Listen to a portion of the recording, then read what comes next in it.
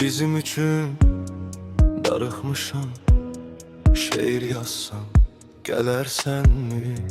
Sən elə möhtacam ki, bu aralar duysam, görsəm dönərsənmi? Elə yorub həyat məni, bilirsən ki, ağlamaqdan utananam. Utanmaqdan keçib daha hönkür-hönkür ağlayıram. Göz yaşımı silersenmi? Gelsen her şey yeniden başlar. Geldiğimde senin izlerin kalır. Ben sen olsam dünya benim olar yine məni. Evvelki tek seversen mi? Gelsen her şey yeniden başlar. Geldiğimde senin izlerin kalır.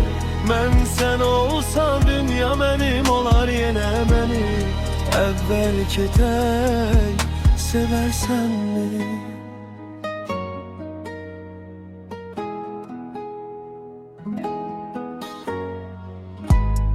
Hamı məndən üz çevirib, doğmalarım düşmən olub. Qəlb sirdaşım, ürək dostum, bilsən necə təklənmişəm. Gəlib mənə ürək dirək verərsən də. Baş götürüb getməyə yerim yoxdur. Satılmışam, dağılmışam.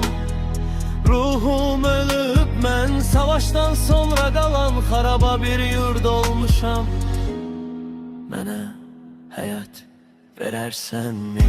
Gəlsən hər şey yeniden başlar. Qəlbimdə sənin izlərin qalır. Mən sən olsam dünya mənim olar yenə məni. Əvvəlki tək seversənmi?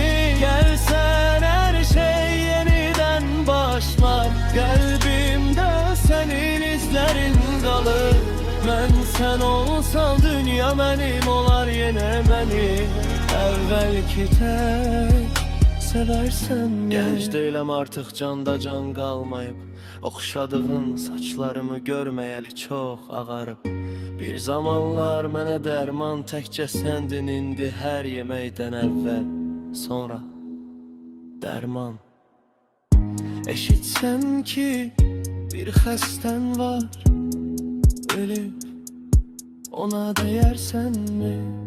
Bizim üçün darıxmışam, şeir yazsam gələrsənmi?